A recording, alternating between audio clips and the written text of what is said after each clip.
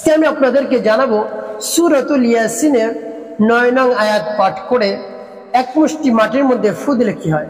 আমি আবারও বলছি, সূরাতুল ইয়াসিনের 9 নং আয়াত পাঠ করে এক মুষ্টি মাটির মধ্যে ফু দিলে কি হয়। এই আমলটি কখন কিভাবে আপনি করবেন আমি আপনাদেরকে বলে দেব, এবং সূরা ইয়াসিনের 9 নং আয়াত পাঠ করে মাটিতে ফু দিয়ে সেই মাটি আপনি কি করবেন আমি আপনাদেরকে বিস্তারিতভাবে বলে দেব। অতি সহজেই এই আমলটি আপনি করতে পারবেন।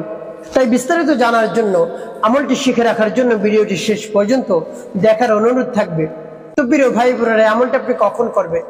আমলটি আপনি করবেন জোহরের নামাজ জামাতে আদায় করে তারপরে আপনি আমলটি করবেন। তো এই আমলটি করার ক্ষেত্রে আপনার কাছে কি রাখতে হবে? এক মুষ্টি মাটি রাখতে হবে। ভালো এক মুষ্টি মাটি রাখবেন, যেন মাটিটা পাক হয়, পবিত্র হয়। আপনার সামনে রাখবেন, যে কোনো একটা বাটির মধ্যে আপনি রেখে ঢেকে রাখবেন, বা মাটির পাত্রের মধ্যে আপনি রেখে ঢেকে রাখবেন। তারপরে এই আমলটি করার ক্ষেত্রে আপনাকে উত্তম রূপে ওযু করতে হবে, পবিত্রতা অর্জন করতে হবে। পবিত্রতা অর্জন করে তারপরে পবিত্র স্থানে বসে সর্বপ্রথম আপনার জীবনের সব ধরনের গুনাহ কথা স্মরণ করে মহান রব্বুল আলামিনের কাছ থেকে ক্ষমার উদ্দেশ্যে, গুনাহ মাফের উদ্দেশ্যে ইস্তিগফার পাঠ করবেন। আস্তাগফিরুল্লাহ আস্তাগফিরুল্লাহ আস্তাগফিরুল্লাহ। পূর্ণ ইস্তিগফারটি যদি আপনি পাঠ করতে পারেন তাহলে ভালো। আস্তাগফিরুল্লাহ রাব্বি মিন কুল্লি যামবি ওয়া আতুবু ইলাইহি লা হাওলা ওয়া লা কুওয়াতা ইল্লা বিল্লাহিল আলিয়্যিল আযীম। এভাবে ইস্তিগফার যখন পাঠ করা হয়ে যাবে, তারপরে নবীজি সাল্লাল্লাহু আলাইহি সাল্লামের সাথে 3 বার দুরূদ ইব্রাহিম পাঠ করবেন। মোহাম্মদ নিয়ে, ভালোবাসা নিয়ে নবীজি সাল্লাল্লাহু আলাইহি সাল্লামের সাথে দুরূদ শরীফ পাঠ করবেন। যদি দুরূদ শরীফ পাঠ করেন, সাথে সাথে আপনার উপর রহমত নাজিল হতে থাকে। রহমত নাজিল হতে থাকে, আপনার জীবন থেকে 10টি গুনাহ মাফ হয়ে যায়, 10টি নেকি মহান রব্বুল আলামিন যোগ করে দেন আপনার আমলনামায়।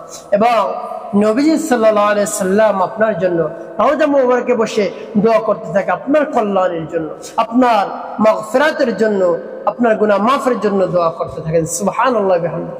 এইজন্য মুহাব্বত নিয়ে দুরূদ শরীফ পাঠ করবেন, দুরূদ ইব্রাহিম পাঠ করবেন। যেমন আল্লাহুম্মা সাল্লি আলা মুহাম্মাদ ওয়া আলা আলি মুহাম্মাদ কামা সাল্লাইতা আলা ইব্রাহিম ওয়া আলা আলি ইব্রাহিম ইন্নাকা হামিদুম মাজিদ। اللهم بارك على محمد وعلى ال محمد كما باركت على ابراهيم وعلى ال ابراهيم انك حميد مجيد। এভাবে যখন ইস্তিগফার এবং দুরূদ শরীফ পাঠ করা হয়ে যাবে, মাটির মধ্যে ফু দেওয়ার দরকার নেই। তারপরে আমার দেখানো নিয়ম অনুযায়ী সূরাতুল ইয়াসিনের 9 নং আয়াত আপনি পাঠ করবেন। যখন আপনি পাঠ করবেন, যে উদ্দেশ্যে আপনি এই আমলটি করবেন সেই উদ্দেশ্যের কথা মনে মনে ভাববেন, চিন্তা করবেন, স্মরণ করবেন। তারপরে আপনি এই আয়াতটি পাঠ করবেন। যেমন বিসমিল্লাহির রহমানির রহিম وجعلنا من بين أيديهم سدا ومن خلفهم سدا فأغشيناهم فهم لا يبصرون। বাবা যখন পাঠ করা হয়ে যাবে, মাটির মধ্যে একটি ফু দেবেন। তারপর আপনি আবার পাঠ করবেন। যেমন বিসমিল্লাহির রহমানির রহিম وجعلنا من بين أيديهم سدا ومن خلفهم سدا فأغشيناهم فهم لا يبصرون। এভাবে যখন পাঠ করা হয়ে যাবে, মাটির মধ্যে আবার একটি ফু। তারপর আপনি আবারও পাঠ করবেন। যেমন বিসমিল্লাহির রহমানির রহিম وجعلنا من بين أيديهم سدا ومن خلفهم سدا فأغشيناهم فهم لا يبصرون। এভাবে এই আয়াতটি পাঠ করা যখন হয়ে যাবে, তখন মাটির মধ্যে আবার একটি ফু দিবেন। তো প্রিয় ভাই বোনেরা, এভাবে এই আয়াতটি কতবার পাঠ করবেন? 7 বার পাঠ করবেন। 7 বার পাঠ করে 7টি ফু সেই মাটির মধ্যে আপনি দিয়ে দিবেন। এভাবে 7টি ফু দিবেন। সর্বশেষ আপনি দুরূদ শরীফ পাঠ করবেন সাল্লাল্লাহু আলাইহি ওয়াসাল্লাম পাঠ করে তারপরে মাটির মধ্যে 2টি ফু দিবেন। তো প্রিয় ভাই বোনেরা, এভাবে আমল করে মাটিতে ফু দিয়ে সেই মাটি আপনি কি করবেন, কোন উদ্দেশ্যে আপনি এই মাটি পড়লেন, আমি আপনাদেরকে বলে দিচ্ছি।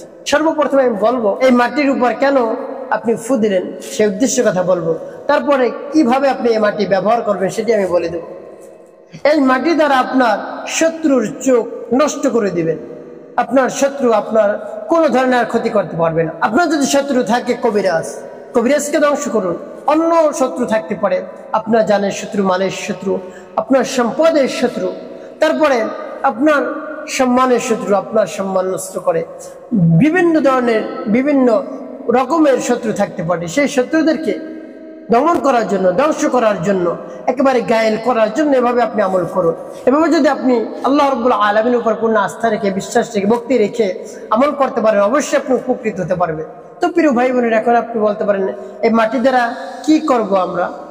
এই মাটি আপনি নিক্ষেপ করবেন আপনার শত্রুর বাড়ি যেদিক সেদিক তাকিয়ে আপনি এইভাবে নিক্ষেপ করবেন। 3 দিন এভাবে আমল করুন এবং যে সময় এই মাটি নিক্ষেপ করবেন তখন মনে মনে নিয়ত করবেন, হে আল্লাহ, আমার শত্রুকে ধ্বংস করে দেন, আমার শত্রু আমার জন্য আর কোনো ধরনের শত্রুতা না করে, আপনি সেই ব্যবস্থা করে দিন এবং আমার বন্ধুদের জন্য সে পরিণত হয়। এভাবে আপনি দোয়া করবেন, আল্লাহ রাব্বুল আলামিন অবশ্যই আপনার শত্রুকে দমন করে দিবেন, একেবারে নিস্তেজ করে দিবেন। আল্লাহ রাব্বুল আলামিন আপনাকে শান্তি দান করবেন। তাই এভাবে আমল করুন, অবশ্যই আপনি উপকৃত হতে পারবেন।